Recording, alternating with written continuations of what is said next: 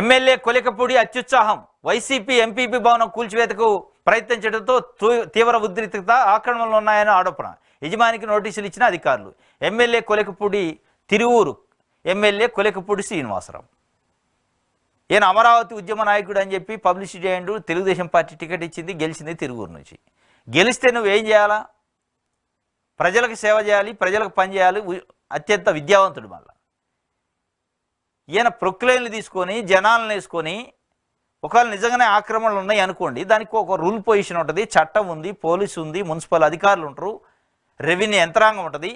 ఆ యంత్రాంగంతో పని చేయించాలి తప్ప పారలు గడపారలు గొడ్డళ్ళు తీసుకొని పోయినట్టు మీరు ఒక దౌర్జన్యానికి దొమ్మికి పోయినట్టు ఒక ఎమ్మెల్యేగా ప్రజాప్రతినిధిగా ఉండి చట్టాన్ని చేతిలోకి తీసుకొని మీరే ప్రజల్ని ప్రొవోకేట్ చేసి రెచ్చగొట్టి ఇల్లు కూల్చే కార్యక్రమం అంటే ఇంతకంటే లా అండ్ ఆర్డర్ ఇష్యూ ఇది యూపీనా బీహారా?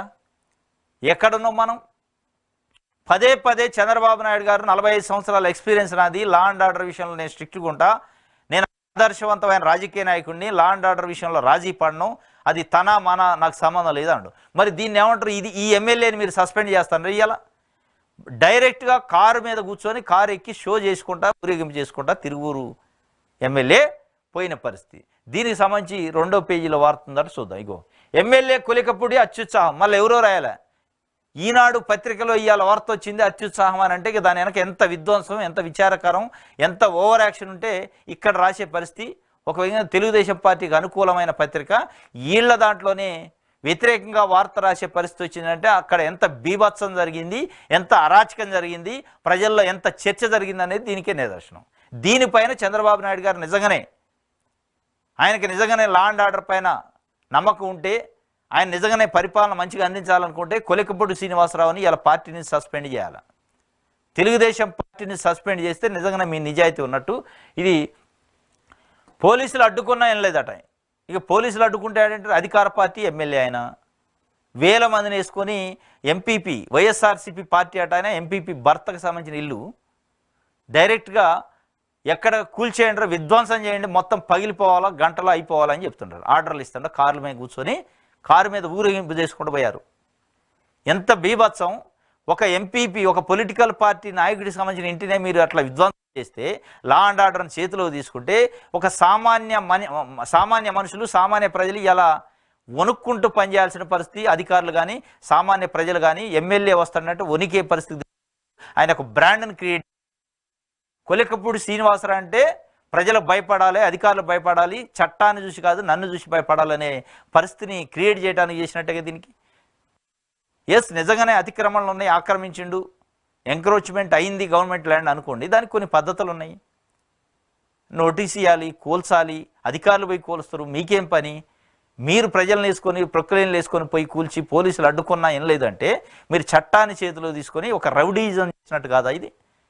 దీన్ని రౌడీజం అంటారు, ఒక ఎమ్మెల్యేగా ఉండి. కాబట్టి ఇప్పుడు చంద్రబాబు నాయుడు గారు ఈ కొలికపూడి శ్రీనివాసరావు పైన ఏం చర్య తీసుకుంటాడు, ఏం యాక్షన్ తీసుకొని ఆయన సస్పెండ్ చేస్తారా లేదు చూస్తే అప్పుడు నీ నిజాయితీ ఏందనేది బయటపడుతుంది.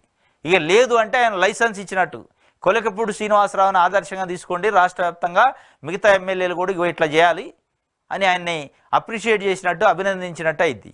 ఆయన మీద చర్య తీసుకోకపోతే అభినందించినట్టే. ఇది రాష్ట్ర వ్యాప్తంగా పునరావృతం అయ్యే అవకాశం ఉంది. ఇది రాష్ట్ర వ్యాప్తంగా రేపు జూన్ 4 నుంచి చాలా సార్లు జరుగుతున్నాయి. ఇప్పుడు ఎమ్మెల్యే ఆధ్వర్యంలో జరిగిందంటే రేపు ఎమ్మెల్యేలు అందరూ చేసే పరిస్థితి. ఎక్కడికక్కడికే ప్రైవేటు వ్యక్తులకు సంబంధించిన ఆస్తులను ధ్వంసం చేస్తారు.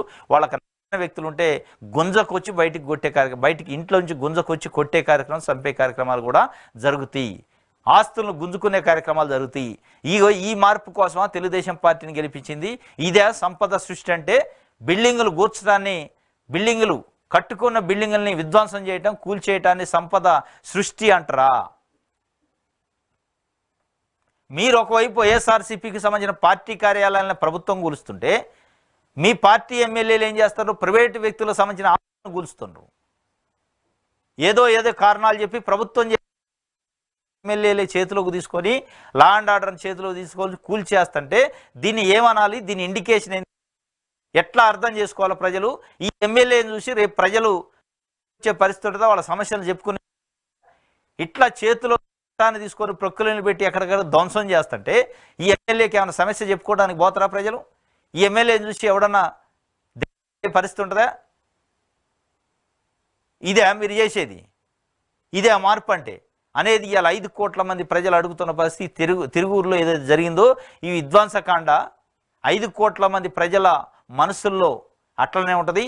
వాళ్ళకి అనేక అనుమానాలు వస్తున్నాయి. అసలు రాష్ట్ర వ్యాప్తంగా ఇది జరుగుతాయింది అనేది కూడా దీనిపైన చంద్రబాబు నాయుడు గారు ఎంత సీరియస్గా యాక్షన్ తీసుకుంటే అంత మంచిది.